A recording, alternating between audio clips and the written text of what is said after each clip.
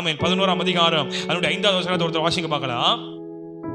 மனம் திரும்ப மாட்டோம் என்பதினால் அவர்கள் எகிப்துக்கு திரும்பி போவதில்லை, அஸ்ரியன் அவர்களுக்கு ராஜா. மனமாற்றம் இல்லாதே போனார்கள். இன்னைக்கு தேவ பிள்ளைக்கு என்ன வேணும்? மனமாற்றம் வேணும். நீங்க மத்தேயுல வாசித்து பாருங்க. பிதாவின் சித்தத்தின்படி செய்யாமல் ஒருவர் எங்க போக முடியாது? பரலோகத்துக்கு போக முடியாது. நீங்க சர்ச்சுக்கு வந்துட்டேன், நான் ஆலயத்துல வந்து அமர்ந்துட்டேன், பரலோகத்துக்கு போய் நினைக்காதீங்க. ஆலயத்துல வந்து தேவ வார்த்தையை கேட்டு அதன்படி நடக்கிறவனே நல்ல நிலத்தில் விதைக்கப்பட்ட விதை, அவன் தான் 30, 60, 100 பலன் கொடுக்க முடியுமே ஒழிய, ஆமீன், மற்றபடி ஆமீன் ஆலயத்துக்கு வந்து தேவனுடைய வசனத்துக்கு கீழ்ப்படியாம மனதை மாற்ற ஒப்பு கொடுக்காம இருக்கிற யாரும் நல்ல நிலமாய் மாற முடியாது. அல்லேலூயா. அதுதான் வேதம் சொல்லுகிறது. மனமாற்றத்தை என்ன செஞ்சாங்களா அவர்கள்? அந்த வார்த்தை கவனிங்க. மனமாற்றம் இல்லாதே என்ன செஞ்சாங்க? போனார்கள். மனம் திரும்ப மாட்டோம் என்கிறதினால். மனம் திரும்ப மாட்டேன் ஆண்டவர் சொல்றாரு. மனம் திரும்ப அப்புறம் என்ன செய்ய மாட்டாங்க? இன்னைக்கு ஆண்டவர் உங்களை என்னை பார்த்து சொல்றாரு, மனம் திரும்புங்கள். அல்லேலூயா. வஞ்சிக்கப்பட்டார்கள். யார் வஞ்சிக்கப்பட்டாங்க? இஸ்ரவேல் ஜனங்கள் வஞ்சிக்கப்பட்டார்கள். ஆமென். தேவனுடைய வார்த்தைக்கு கீழ்ப்படியாம போனாங்க. அவங்க மனமாற்றம் இல்லாததால் நடக்கிற ஆபத்து என்ன? நான் எழுதிக்கோங்க. ஆவிக்குரிய வளர்ச்சியை தடை செய்து விட்டார்.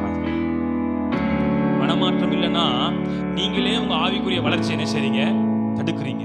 நீங்கள் நானும் தேவனுடைய வளர்ச்சி, ஆவிக்குரிய வளர்ச்சிக்கு நீங்க வரணும் அப்படின்னா நீங்க தேவ சமூகத்தில் அமர்ந்து உங்கள் மனதை மறுரூபப்படுத்த வேண்டும். இல்லைன்னா உங்க மனதை தேவ சமூகத்தில் ஆமென் மனம் மாற்றத்துக்கு உங்களை அர்ப்பணிக்க வேண்டும் என்பதை என்ன செஞ்சிடாதீங்க, மறந்துடாதீங்க. இஸ்ரவேல் ஜனங்கள் மறந்தாங்க. ஆகவே கைவிடப்பட வேண்டிய சூழ்நிலைகளுக்கு ஆண்டவர் கைவிடல. கைவிடப்பட வேண்டிய சூழ்நிலைகளுக்கு அவங்க என்ன செஞ்சாங்க? தள்ளப்பட்டார்கள். அவங்களுடைய ஜெனரேஷன் சிறைப்பட்டு போயிடுச்சு. அல்லேலூயா. நீங்கள் நானும் ஆவிக்குரிய இஸ்ரவேலா இருக்கிறோம். அப்போ இஸ்ரவேல் ஜனங்களை ஆண்டவர் வெறுத்துட்டாரா? உங்களை என்ன ஆண்டவர் நேசிக்கிறார்ல? அப்போ அதான் அடையாளம். இஸ்ரவேல் ஜனங்களை ஆண்டவர் என்ன செய்யல? வெறுக்கல. நீங்கள் நீங்க ஆவிக்குரிய இஸ்ரவேலர்கள். ஆமே. நீங்கள் தேவனால் தெரிந்து கொள்ளப்பட்ட ஜனம். நீங்கள் தேவனுடைய ஆமென் ஒலிவ மரத்தில் என்ன செய்யப்பட்டிருக்கிறீங்க? இன்னைக்கு காட்டு ஒலிவ மரமாக்கி உங்களை ஆண்டவர் நல்ல ஒலிவ மரத்தில் என்ன செஞ்சிருக்கிறாரு? நல்ல ஒலிவ மரத்துல இன்னைக்கு நீங்கள் நானும் ஆவிக்குரிய இஸ்ரவேலர்கள். அப்புறம் என்ன அர்த்தம்? ரட்சிக்கப்பட்டவர்கள், விடுதலையாக்கப்பட்டவர்கள். அப்போ நீங்க தான் ஆவிக்குரிய இஸ்ரவேலர்கள். அல்லேலூயா. நீங்க உங்களை பார்த்து என்ன பார்த்து ஆண்டவர் சொல்றாரு, உங்கள் ஆவிக்குரிய வளர்ச்சியை நீங்கள் என்ன செய்யாதீங்க? தடை செய்யாதீங்க. உங்கள் இருதயம் ஒவ்வொரு நாளும் தேவனுடைய மாற்றத்தை வெளிப்படுத்துவதாக. அல்லேலூயா.